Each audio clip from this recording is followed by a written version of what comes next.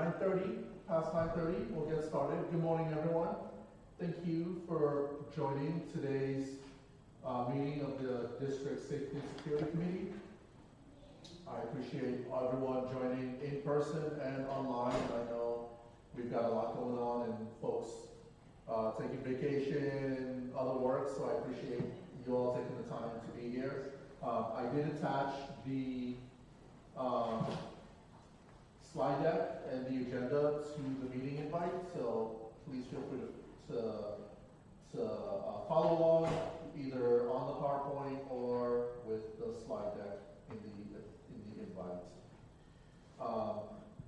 Here's the agenda for what we'll talk about today. We'll just kind of run through a couple of items from last meeting. Again, where we store our information and where you all can find the recordings of these meetings and all that going forward. Required reporting, compliance, safety, exercises, and then wrap up with what this looks like next year, and then provide all of y'all the chance to ask any questions you would like.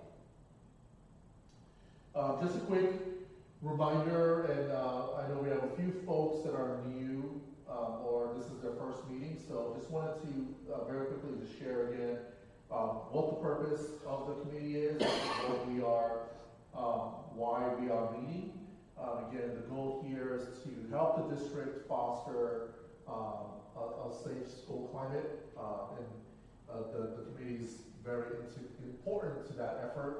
On the screen there, you see the committee's responsibilities, and this is an opportunity for me to present to the committee on things that we are doing relative to safety and security.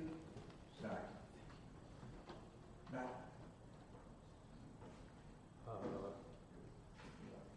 Step by. Yeah, it needs to be the HDMI wall thing. We lost our screen here. That's weird. Perfect. Okay. Thank you. Okay, as I was saying, so we'll be having these meetings in accordance with the law, and I'll be sharing information to the committee on safety and security efforts that we are working on, and hopefully getting some feedback from community members on those things.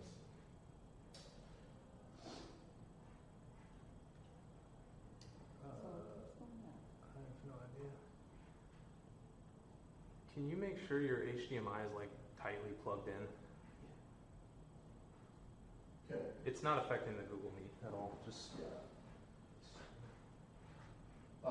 On the membership and meeting requirements front, again, just sharing some quick information there. Who are the parties that are required to be part of this, and we have actually a pretty big group as members of the committee.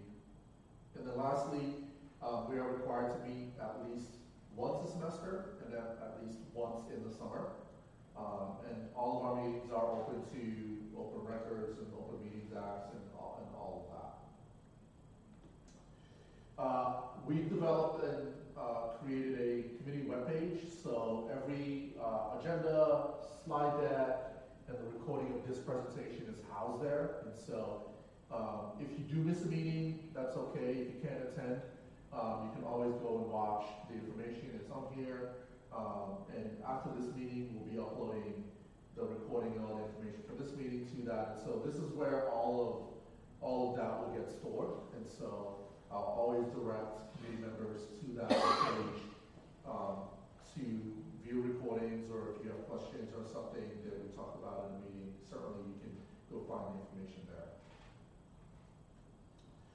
All right, a couple updates on projects that we were working on at the time of the last meeting, and I just wanted to share very quickly these two projects, the campus mapping project and the entry-resistant film project.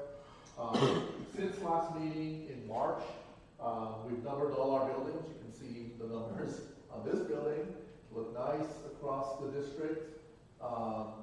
We have new buildings that we've commissioned. So we've submitted the floor plans for those buildings to our mapping vendor. They are going to be coming on site in the summer to physically walk over those spaces. So we get those maps completed, and then we we've had some changes in existing buildings on campuses that we also submitted to them. So they'll come on campus and actually walk, map all of those locations, and then we'll get new maps back. And we hope to have all of that done by the end of next month. And that impacts our walkthroughs that we are required to do with our law enforcement and our fire, police. We want to make sure that we are giving you the most accurate maps of our campuses. And so these two things kind of, tie into each other. We want to make sure we get that part done first before we do the second part. And then on the entry-resistant film project, we've received bids from multiple vendors, and we expect to go to the board at the June board meeting to present that information and hopefully have a vendor selection which allows us to be what is called provisionally compliant with HB3, and that unlocks the next pool of money for us to continue on with other projects and security projects and things like that. So we expect all the entry-resistant film, at least the first phase of that, which is what is required by law, to be completed either before next semester starts or definitely by the end of next semester. We'll have all of that film put in place. Any questions on either one of these?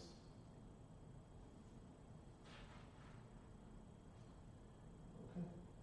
Sticking with projects, we'll kind of go through that and talk about where we are, and I'll elaborate more on some of these things. So I wanted to just share out very quickly, give a background and history on how we've been managing our projects and really tie that to our funding streams. So as you can see here on this slide, we had 3 projects that we initially funded with the school safety standards grants. And the fencing project is complete, and the door numbering project is complete, and that's why those show green. As I mentioned, entry-resistant film, we're still in the works on that one, and hopefully we'll have that completed by our next meeting. So I won't belabor the point of entry-resistant film. So we were awarded some money for these 3. We are expecting to spend quite a bit on entry-resistant film. It's actually a pretty big high dollar value project. And just as a reminder to committee members on the entry-resistant film, phase 1, which is what the law requires us to do right now, requires installation on entry and exit doors and any directly adjacent glass panes. Now, that certainly doesn't mean that we can't do more in the future, but this is the minimum of what the law requires at this time. And so our phase 1 ERF project is really focused on meeting at least that minimum standard and then evaluating where we can go above and beyond. Once we tie up our school safety grants, we apply for and receive Safe Grant Cycle 1. We expect to use that funding to complete our entry-resistant film project, the phase 1 portion of that, and then purchase a silent panic alert technology, which is a required thing that the legislature passed in the HB3. And silent panic alert technology is required in all classrooms as of next school year. We have about a 2-year window to put this in place. And you can see pictures of what they look like. They could either be a wearable that kind of everyone wears with their badges. Could be a panic button on the wall. They take different forms. And I've included some information, some of the criteria there on this slide about what the staff is required. So it must enable immediate contact. So as soon as someone pushes the button, it's an automatic notification to our law enforcement, fire department, DPS, whoever is designated to receive that notification. It's triggered automatically when 911 is dialed on campus. whether that be from a desk phone or a personal cell phone. And so, as you can imagine, this takes a lot of technology to make this stuff work. When utilized, when either the button is pressed or 911 is dialed, the system must provide the exact location down to the classroom. And so our current system, Raptor, right, when we have an alert, it just says the school, and we know to report to that school, but this system is sort of an upgrade on top of that, right? It must tell you exactly where that distress call was made. And lastly, it cannot be based and cannot be required to be on an employee's personal cell phone. The law and the explanation from the Texas School Safety Center says that you can use cell phones if the district wishes to purchase devices for everyone, which would obviously be probably super expensive. But we cannot require employees to download the SPAT system on their personal cell phones. And so most organizations have just sort of moved away from using the cell phone-based version, and they've gone with a lot of school districts that are implemented this are going either with a wearable or a physical panic button in the classroom. Our current vendor, Raptor, is working on their version of this. It's called Raptor Station. That's supposed to be a little tablet or something in the classroom that achieves this purpose. And so we're going to be looking at this. Again, this is going to be a very high dollar amount.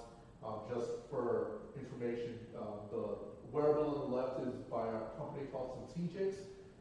They did a presentation a while back. Their minimum base level product for a school of our size, of a district of our size, is probably at least $500,000 in terms of cost. And so we'll see what that all comes out to, but certainly a very high value, high dollar project there. And then lastly, and once we've used up our cycle 1, we've already applied for and expect to receive Safe Grant Cycle 2. That supplements all the prior funding sources, and you can use it to do kind of more and other things. And so these are the 5 projects that we have decided to try and allocate this funding stream to. Again, entry-resistant film, we're going to look at phase 2, which is now other things, other glass that was not necessarily covered by phase 1.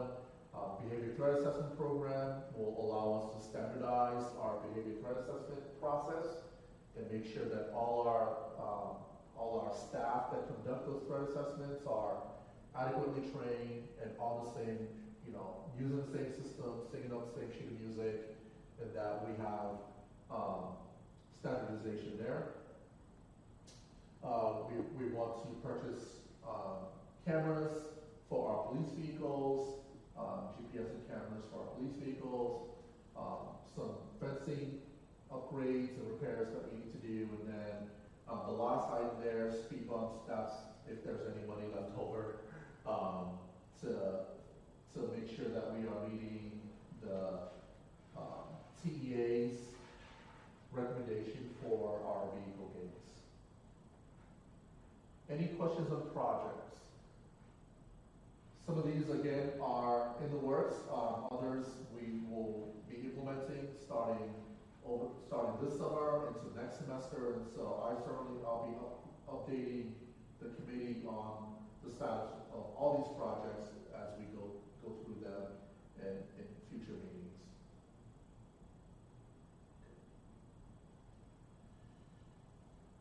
Switching over to reports. The first is our district emergency operations plan. Currently in the process of updating this document, updating all the attachments and all the required things. But since last meeting, we have released the campus EOP templates to the campuses, and we're certainly working with all of them to complete those. They mirror the district document, which is much more broken down for the campuses. The big thing this year that the TEA is grading the district on is the cybersecurity annex.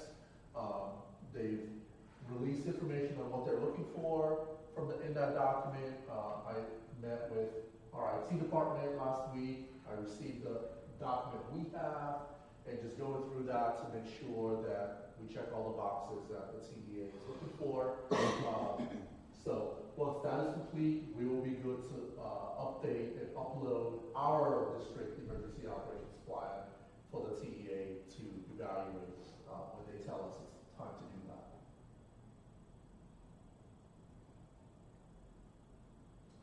Intruder detection audits. This was another item that was mandated by HB3. We've had this semester, all of our campuses that went through this process all came out on the good. We had no findings across the district.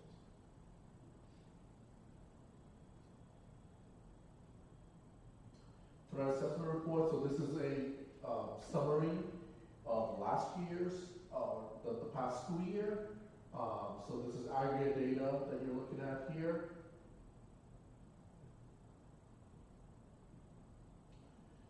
Again, threat assessments are used when a student is displaying some behavior. It doesn't necessarily mean that the student says, I'm going to show up to school. It just is a path to help students that we see could potentially be having issues to redirect them and get them on a better path than that. So across the school year, we had 50 last year across the district, and you can see the breakdown by campus.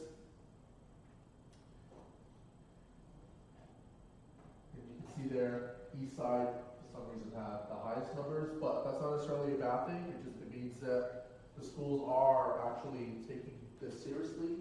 They are reporting on it. They are going through the process. And so we hope that our behavior threat assessment software platform will streamline some of this and give us actually much better data, because built into those systems are tracking, is data analysis tools and things like that. So we can drill down a little bit more, and I hope in future presentations that we'll obviously have less of a number, but you know we can certainly make sure that we have accurate data on all of that. AEDs required in every district building. Again, just some information there. Those AEDs are tested monthly. We are 100% on those tests. And since last meeting, we discovered that we had a couple of AEDs at a couple of schools that were more than the recommended walking distance. So this is not a requirement, but the American Heart Association recommends a 3-minute walking time to and from an AED. And so when our nurses walked those, we discovered that some of them were a little bit over that. And so we've shifted them around a little bit to bring us down within that 3-minute recommended time. We've purchased AEDs for our new buildings. We're waiting for them to be installed over the summer. And so again, these will all be things that will occur in anticipation of next semester and getting the buildings ready from that perspective. Any questions so far?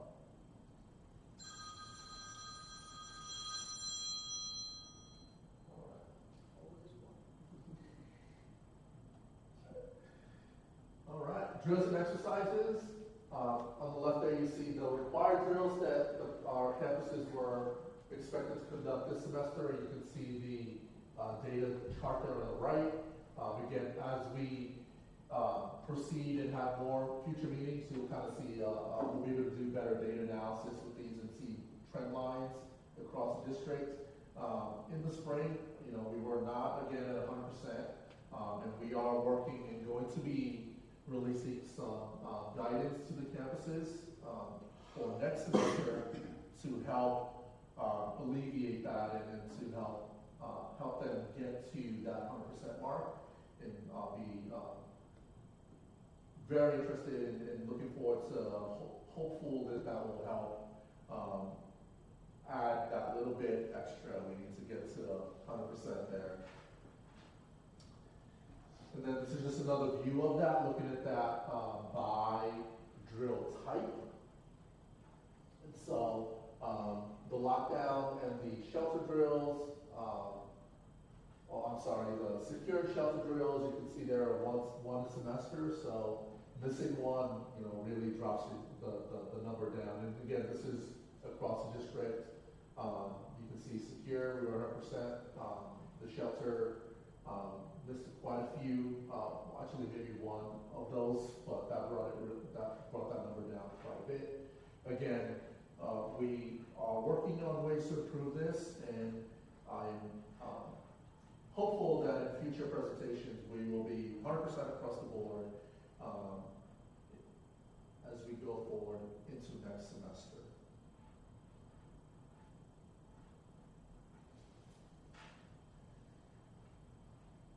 These are the upcoming meetings for the next school year. We'll send out invites to all the committee members for these meetings. Try not to schedule them too far ahead in advance, but certainly we'll get these dates out to you so you can block off your calendars and make sure that we have folks attending.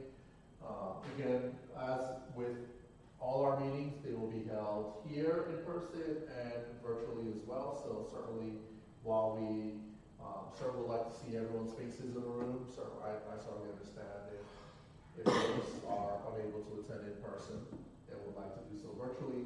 Again, all the presentations and slide decks and all that stuff is on the committee webpage. And so if you do miss a meeting, please don't fret. It's not the end of the world. You can go on and go watch the recording and get the information on what was presented. And with that, that's all I have for the group. Thank you much. Any questions for me?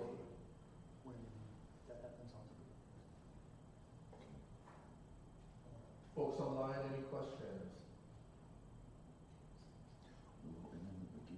What? Oh, yeah.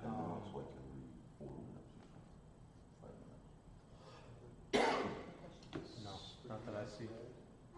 Yes, ma'am. Are we looking at specific platforms for the behavior assessment?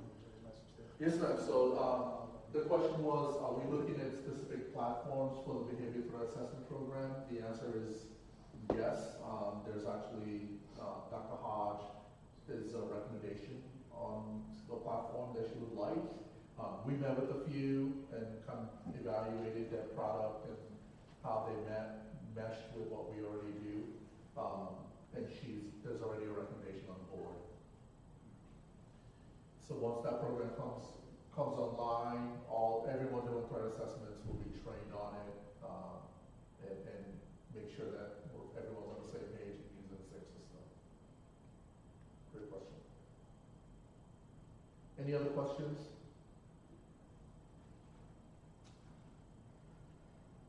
Okay, great. Thank you everybody for your time. I appreciate it. I'll send out a message to the committee once we get the documents posted on the committee webpage, and also we'll send out the invite for the next meeting, probably in the next month or so. Thank you everybody. I appreciate it. Have a great rest of your day.